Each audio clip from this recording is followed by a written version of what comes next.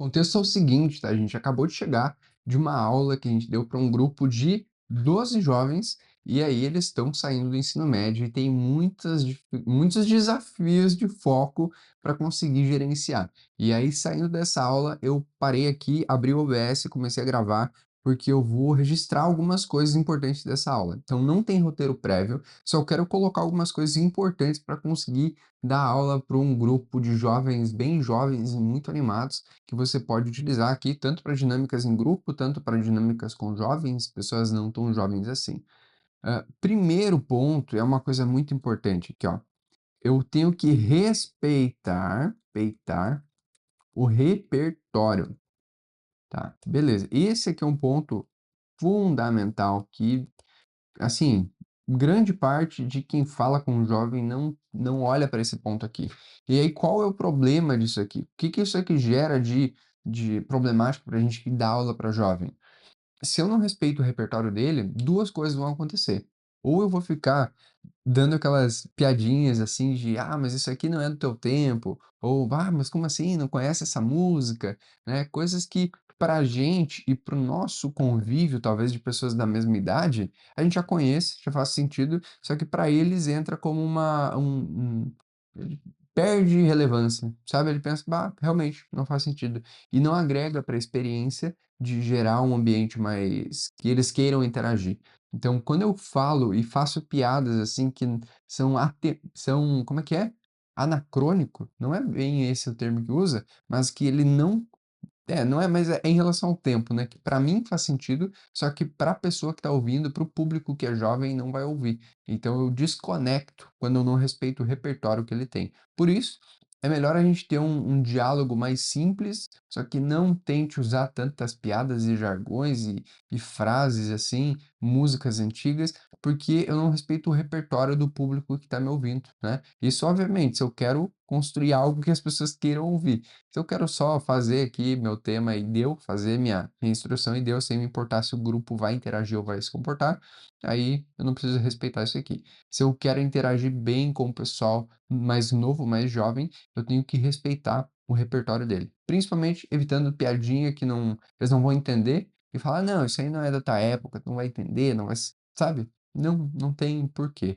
Ah, segundo tópico que eu colocaria aqui para interagir com um jovem, eu acredito que seja combinar algumas regras, tá?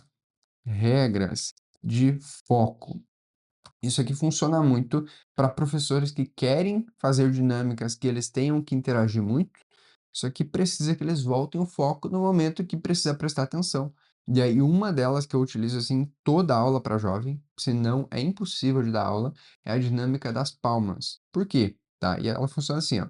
Se tá todo mundo conversando, tem um barulheira na sala, e aí eu preciso recuperar o foco. Eu faço a instrução seguinte de quem está me ouvindo bate uma palma, duas palmas, e aí, silêncio absoluto. Normalmente assim. Por quê?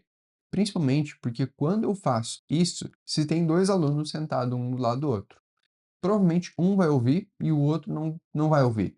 E aí eu uso essa interação para o que está do lado, o que ouviu, bater a palma comigo, que daí o do lado dele vai bater a palma, vai ouvir e aí vai prestar atenção de, ah, realmente, eu preciso voltar o foco aqui. E combinar isso no início do projeto funciona muito melhor do que combinar depois quando eles já estão fazendo bagunças. Então, regras de foco e uma ou duas palmas, e que eu boto até entre parênteses, palmas, palmas, beleza.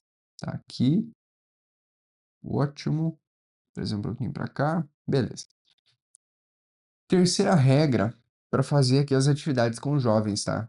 É uma das que aqui eu acho que vai também com o repertório, é saber o repertório que eles têm e sugerir dinâmicas que eles consigam entregar, que eles consigam que tá no nível de desafio, que eles se sentem desafiados, eles têm o repertório para fazer aquele desafio e que eles conseguem inclusive um pouco além.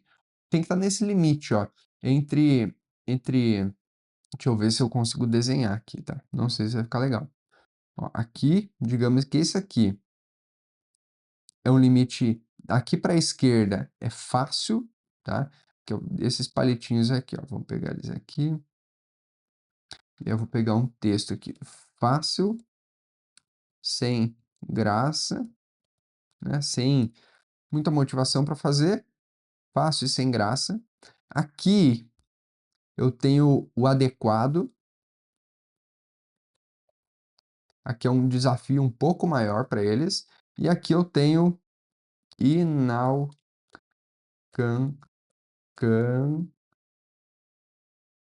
Como é que bota esse centro? Sábio. É assim? Corrige aqui, cara. Aí, ó. Digamos que é assim, tá? Fácil, sem graça, o adequado, que desafia ele, e o inalcançável, tá? Muita gente tenta desafiar jovem colocando muita tarefa inalcançável, que é impossível de chegar. É muito difícil, e aí tu vai passar uma dinâmica, eles vão tentar fazer, só que vai ser aquele negócio que eles não vão apresentar com vida e com coragem, porque eles não entenderam como de fato faz essa atividade. Então, o que que eu sugiro? O que que eu sugiro é fazer atividades que fiquem nesse raio aqui, ó. Nesse raio aqui. Deixa eu botar uma cor aqui mais legal. Aqui, ó. Dinâmicas que fiquem pode ser até um pouquinho fácil e sem graça, e aí tu passa e vai, bota algum tom a mais ali na dinâmica. No adequado, obviamente, bom, e no alcançável pode ter um pouquinho também, assim, um pouquinho de inalcançável, se a turma tiver já num grau de confiança legal. O que acontece? Se eu fizer algo muito fácil e sem graça, vai virar mais uma tarefa aqui, currículo e lá, e difícil deles engajarem e aprenderem alguma coisa. Se eu colocar muito inalcançável, um relatório complexo, uma dinâmica muito, né, desafiadora para eles, eles podem tentar, vão gastar muita energia, não vão aprender muito e provavelmente não vão alcançar o objetivo. Então, eu aconselho botar aqui dentro do adequado, podendo ir um pouquinho, é preferencial que ele vá um pouco para o inalcançável, para eles mesmo que façam um trabalho ruim, eles se experimentarem fazendo algo, né, do que ficar parado e só no conforto deles. Então, essa regrinha aqui, eu vou ter que dar um nome para ela agora, que é de tarefas desafiadoras, tá? Que seria não serem tarefas muito fáceis, mas acho que nem é o desafiador a palavra aqui, tá? De tarefas instigantes. E entendam por instigantes dar tarefas que o aluno, a pessoa queira se colocar a fazer, né? Queira realmente fazer aquilo ali. Aqui uma dica muito importante, tá? A maioria dos professores que eu acabo vendo não prestam atenção, mas o aluno, ele quer treinar a comunicação dele. Só que quando eu dou uma tarefa inalcançável ou que exige muita perfeição, ele se sente pressionado e ele não quer treinar, né? Ele não quer nem treinar. E quando a gente dá algo que está no alcance dele, que ele se sente capaz de fazer aquilo ali, por mais simples que seja, ele consegue botar mais energia. Então aqui é de tarefas instigantes, que ele se sinta capaz de testar aquela habilidade ali. Número 4, aqui ó, crie um ambiente seguro. Isso aqui é fundamental para jovens, adolescentes, que eles precisam saber que o que eles vão comunicar ali não é um julgamento de isso está certo, isso está errado, isso aqui não vale, isso aqui vale. Que grande parte da nota deles, ou do resultado que eles vão ter, vai ser da energia que eles colocam no projeto. E aqui, dar um ambiente seguro é mostrar para ele que nem tudo é uma cobrança só da nota. Se eu não der um ambiente seguro, vira tudo com foco na nota. Ele não está ali para se desenvolver, ele está ali para não ser o alvo de, né, de piada, etc. Se eu foco muito só na execução. Se eu dou um ambiente seguro para ele errar, né, obviamente em um ensaio, uma apresentação, em algum ambiente que ele tem que se expor ao público, eu dou ânimo para ele se dispor a fazer algo novo.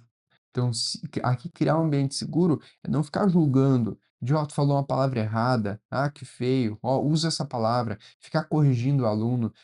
Dificilmente vai funcionar, principalmente em dinâmicas criativas, ficar corrigindo o aluno na frente de todo mundo. Corrija no particular, e incentive no público. Ele está lá apresentando, dando o melhor de si, fazendo a sua melhor apresentação, nesse momento, valoriza o que está correto. Não precisa ficar ali, nesse momento, cobrando o que está errado. Cobre o que está errado no privado, no individual, mas dá esse momento para ele criar uma memória boa em relação ao trabalho que ele está apresentando. Ponto número 5, deixa eu ver algo que importa muito aqui, que às vezes a pessoa não presta atenção.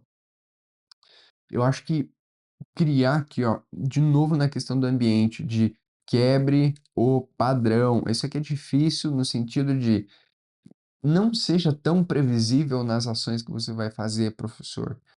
Quebre um pouco do padrão, no sentido de o aluno está esperando que as classes sejam arrumadas de um jeito padrão, chegue e arrume elas de um jeito diferente. Chegue e mude as duplas, interaja, traga um papel diferente para eles poderem fazer, faça o desafio deles terem que criar algo do zero, sei lá, troque ambientes, temáticas, iluminações, músicas, cheiros, gostos. Isso tudo vai fazer o aluno pensar: cara, eu tenho que ficar prestando atenção, senão isso aqui vai fugir, né? Isso aqui vai, não vai acontecer de novo, coisas assim. Então, tanto a iluminação da sala de aula muda muito, o som da sala de aula. Então, eu posso usar aqui os 5 sentidos, mais o sexto, que é o mega. Primeiro deles, a audição, o que o aluno ouve ao entrar na sala. Segundo deles, a visão, o que que ele vê, então o que que ele ouve, o que que ele vê na sala de aula. Terceiro, que cheiro que ele sente, se é café, se é bolo, se é uma sala limpa minimamente, né, se é um cheiro ruim também vai tirar o foco dele. Quarto é o paladar, né, o que que ele está sentindo ali de gosto, se tem um bolo, se tem um chocolatinho, etcétera. E o quinto é o tato, né, se ele abraça as pessoas, se ele cumprimenta na mão, se ele se envolve no ambiente, o que está envolvendo o tato dele. E o sexto é a imaginação, coisas que ele cria aqui dentro, e isso a gente consegue desenvolver através de palavras. Então quebre o padrão nesses todos os formatos, né. Para quem trabalha no presencial ainda é melhor, porque aqui na internet, no vídeo, eu não consigo mandar um cheiro, um perfume, um cheiro de café, um cheiro de bolo. No presencial, sim, no presencial o toque também é mais forte. Então abrace, dê a mão, cumprimente, fale que tá certo, sabe, interaja com o aluno nisso também, tende a funcionar e, obviamente, eu não poderia ser o Bruno se eu não dissesse isso daqui, ó. Salva de palmas. As palmas são uma forma de transmitir energia positiva para a pessoa, reconhecendo que ela se desafiou e ela cumpriu algo, ela cumpriu um desafio e ela merece aquele reconhecimento público. Então, salva de palmas é uma ferramenta fundamental para aulas acontecerem e serem interessantes para o aluno, para o professor e para o grupo. Todo mundo fica prestando atenção. Então, essas foram as dicas, 6 dicas importantes para aulas. Eu vou usar esse material, inclusive, para enviar para alguns professores que a gente faz alguns treinamentos para jovens, que isso aqui dá muita dinâmica e o aluno quer participar quando a gente usa essas regras aqui e bota ele no centro da experiência. Então, eu vou anotar mais um aqui, ó. Aluno no centro da experiência. Vou botar aqui porque não vai caber de outro jeito. O aluno no centro da experiência. Então, essas foram as dicas e até o próximo vídeo.